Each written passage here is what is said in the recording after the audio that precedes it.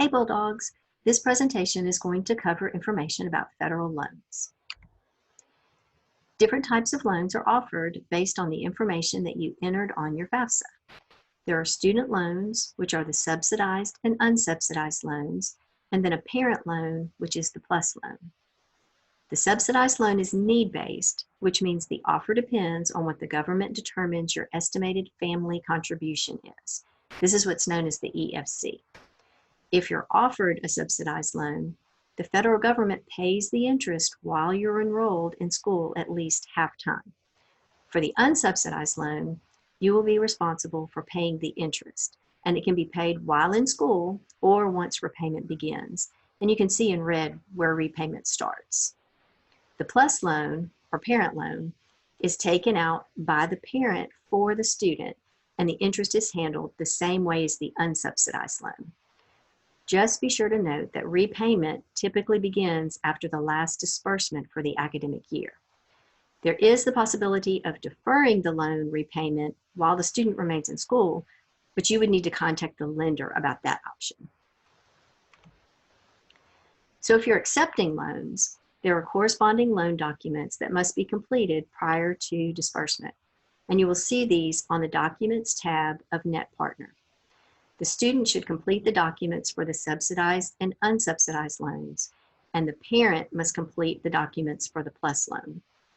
The PLUS loan does require a credit check, and if for some reason the credit check is denied by the Department of Education, then we can offer the student an additional unsubsidized loan.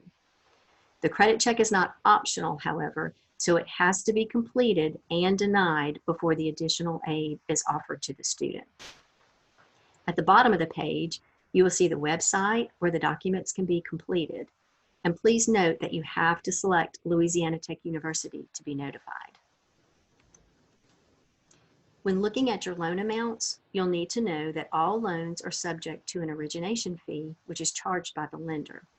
Your offer will show the gross amount, and your account summary will show the net amount after the fee is taken out.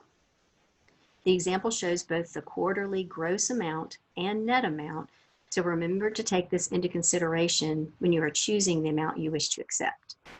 You can also see that the annual amount of the loan will originally be divided between the 3 quarters for the regular academic year. Summer is separate, and it'll be mentioned on a later page. The key thing to remember about loans is that they are flexible during the year. You will originally be awarded the maximum allowable amount, but you can lower the amount if you see that you accepted too much. If you need to modify your loan, you will complete the request for a revision form that is available on our website. We do ask that you allow 1 to 2 weeks for processing, and an email will be sent to your tech email once the revision is ready to be accepted on NetPartner. If you decline something that was offered but find that you do need it, the same form is completed to request the aid back. There are also times when our office must make modifications. If you are awarded additional scholarships or other aid that causes you to go over your annual budget, then we will have to make some adjustments to keep you within federal guidelines.